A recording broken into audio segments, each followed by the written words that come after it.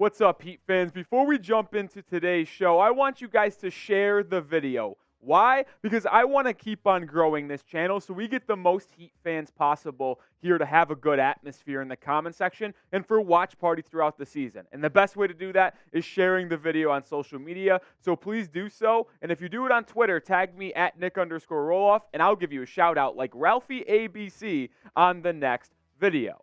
But today's video is about Caleb Martin because there is a report out there that the Heat are reluctant to add Caleb Martin in the trade package for Damian Lillard. I have a lot of thoughts on it, and I just want to dive into the show. But here is the report from Sam Amico, and this is kind of the quote he had. He said both Jovic and rookie forward Jaime Jaquez Jr. are considered pieces that could be moved in the Heat's pursuit of Damian Lillard. Same goes for guard Tyler Hero, but Miami has been hesitant to include wing Caleb Martin in a package for Lillard. And I have a couple of thoughts right off the top, and I kind of disagree with the notion that the Heat would be reluctant to throw in Caleb Martin for Dame, but it does not surprise me that they are reluctant because when you think about his contract, what he flashed this last season, and what he did in the NBA postseason, it makes sense why the Heat would want to keep Caleb Martin for this championship run with a Dame Jimmy Bam, and then you'd have Martin as a valuable role player,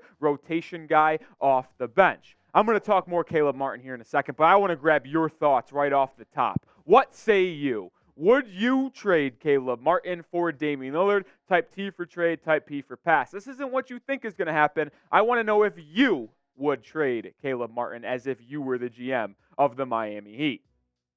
Why I disagree with the notion that the Heat should keep Caleb Martin in a trade for Damian Lillard? Well, it's because I think he actually is the most replaceable player on the roster. That might be a little overzealous to say he is the most replaceable because guys like Haywood Highsmith could be replaced very easily. But when you think of valued role players and the rotation players that play consistent minutes for Miami, I do think he is the most replaceable. And not to mention, he's not as young as people think. He was a 4 or 5 year guy in college. He's already 27 years old, and by the season start, he's going to be 28. He actually turns 28 before the month ends of September. But when you look at Caleb Martin's career stats, he has improved every single year. He started his career with Charlotte with his brother Cody, and he really didn't get any PT. He started his career 18 games played.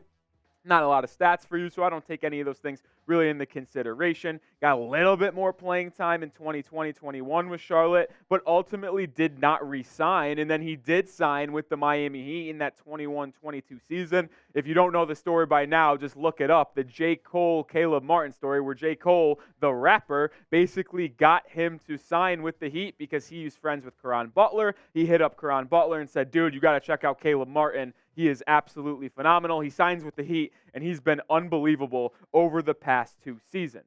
And a reason why I get why the Heat would want to keep on him, he does have an unreal contract, right? Like I've talked about it in the past. He has a top 5 contract in the NBA, and you could argue it isn't 2, 3, 4, or 5. It could be the best contract in the NBA. I would argue it's right up there with the Jalen Brunson deal, right? Because when you look at what his contract details are, when you're getting the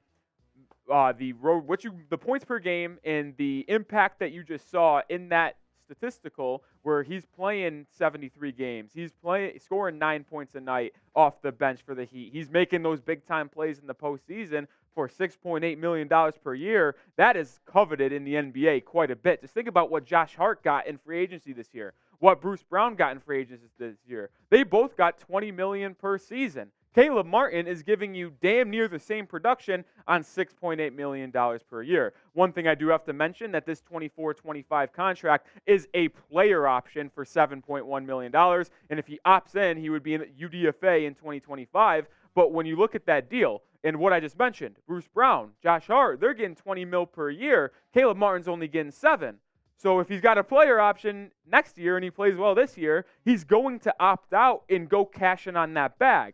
Why? Because he's 28 years old, like I just mentioned. So he's not a young guy that can sit on this contract and cash in a year later. If he plays well, he's going to need to get that money next offseason. So realistically, I think you have him for one more year, which is why I think the Miami Heat need to cash in on Caleb Martin right now. because his value will never be higher than this offseason. Because if he balls out again next year, he's going to get paid for it. But you have him on a really team-friendly deal right now. His value might be a first. It is a first. Might be worth another pick, whether it be a second. Probably not 2 first-round picks. But when you have a role player that is on that cheap of a deal, it is very valuable inside the NBA. But make sure you guys do subscribe to the channel because we are on the road to 6,000 subscribers, and we're not that close, but I want to get there, right? We're 890 subs away from 6,000, and as we continue to grow, it creates more studio space here at Chat Sports. I'm able to get you guys more videos, might be able to go live during the week, but during the NBA regular season, we will be doing watch parties, so do not miss out. We're on that road to 6,000 subscribers. Hit that sub button right now.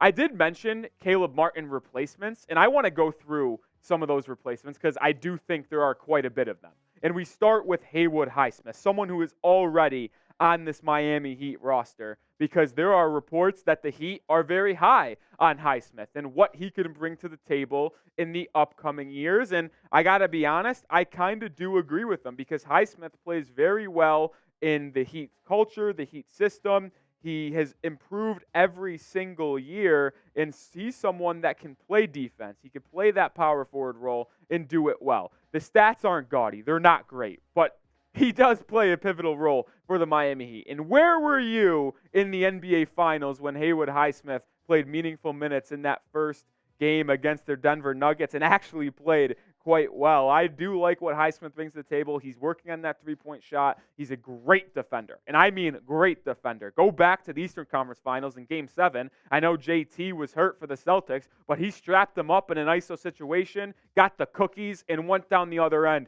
and got a bucket. I'm excited for Haywood Highsmith this year. I do think that if he's given an opportunity to have a larger role for the Miami Heat, he can play a very similar role to what P.J. Tucker did in 2021 and 2022. Like, they have very similar games to me. They're not going to go get you an isolation bucket, but their IQ is very high. They can defend 3 through 5 it's not the greatest having Haywood guard a 5, but he can do it in a spot start, and then he can also hit the threes in catch and shoot scenarios. I think Highsmith is in for a big-time year, and we talked about him yesterday. If you could name that school where he went to, Wheeling Jesuit University. What a college. All right, moving on to the next replacement. It is Jaime Jaquez Jr., the 18th overall selection in the 2023 NBA Draft. And you see an asterisk next to his game right now. The reason why there is an asterisk, well, it's because he might not be on the roster. But if the Heat do elect to trade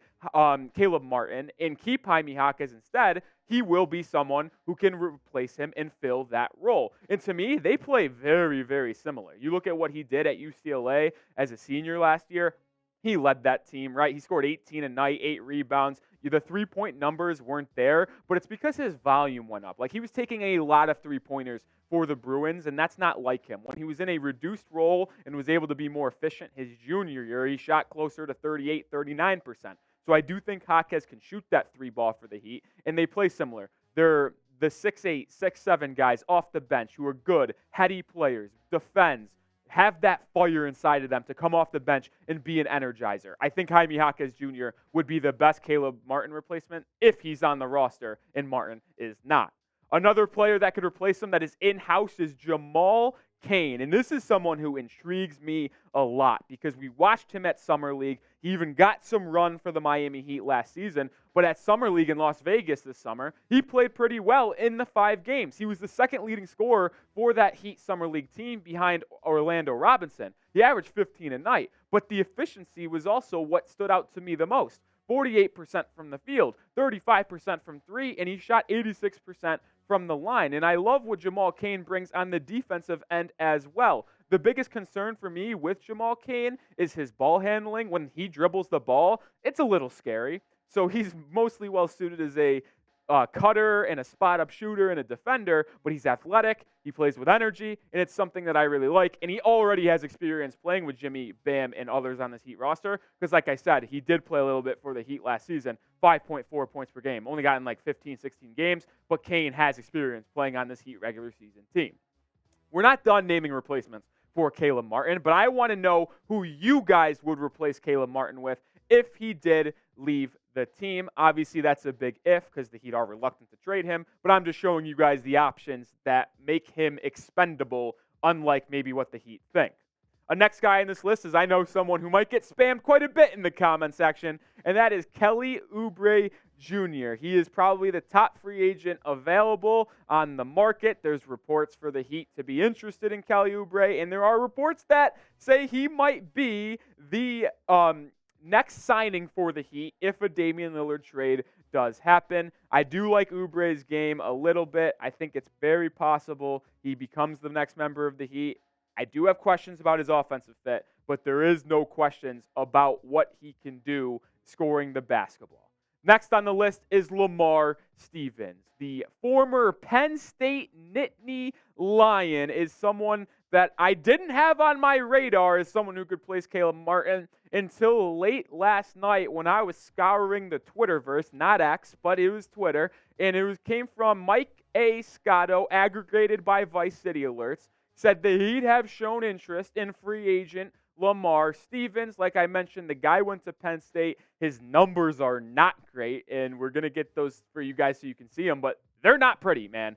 Over 165 career games, 5.3 points per game, 2.8 assists, 46% from the field, and 28% from three. There really isn't there to like about Lamar Stevens. Sure, he plays with some energy. He can play some defense. He spent most of his career with Cleveland, and I don't know if he would be that well suited to join the Miami Heat. But I do want to know what you guys think. Be the GM for me. Would you be interested in Lamar Stevens? Type Y for yes, type N for no. Let me know in the comment section.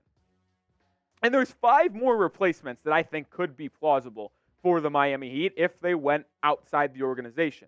Juan Toscano-Anderson comes to mind. He's had experience playing on winning basketball teams like the Golden State Warriors, high-energy guy. And that's kind of what I've been looking, right? An athletic wing that plays with energy and can give some scoring output off the bench. Juan Toscano-Anderson might not be able to be the scorer, but he does bring that energy and defense off the bench. Same goes for Stanley Johnson. I think he could be the energizer, defender, wing archetype off the bench. TJ Warren would bring you some more scoring, more spot-up shooting. We know he has his history with Jimmy Butler, but Jimmy Butler is a winner at heart, and if he knows TJ Warren could help the Heat get over the top and win a championship, he would be okay with it. Anthony Lamb is another one, the former Golden State Warrior who went to Vermont. He went also to my rival high school in Rochester, New York, Greece Athena. Shout out Anthony Lamb. I think he is a Heat culture player because he's a gritty lunch pail, bring that energy and grittiness every day to the office. I think Lamb would fit in Miami very, very well. And the last, could we get a reunion with Justice Winslow? We've talked about him in the past on the channel. I do think Rook 1 could make a return to the Heat if absolutely necessary. But unlike the guard position, there are a lot of decent wings still available on the free agent market. I just rattled off about 7 names outside of the Heat's roster currently that could be replacements for Caleb Martin. And the reason why I think that he is expendable is because you have options in-house and out-of-house. When you think of the point guard market that we've talked about extensively throughout this offseason, there's nothing there anymore. But the wings, there are a lot of them. So I do think that if the Heat want to get this Damian Lillard deal done, trade Caleb Martin, throw him in there, and let's move on. Get Dame to the 305, and then you could pick up Oubre to replace Caleb Martin or trust Haywood Highsmith and Jaime Jaquez Jr. to get the job done. That's going to do it for today's show, and as always, thanks for sticking out throughout the end of the video. If a Damian Lillard trade does happen where Martin goes, Jaime Jaquez maybe goes, Nikola Jovic goes, and Dame comes to the Heat, we'll be going live to break that all down, so make sure you hit that sub button and join us here at the Heat Report.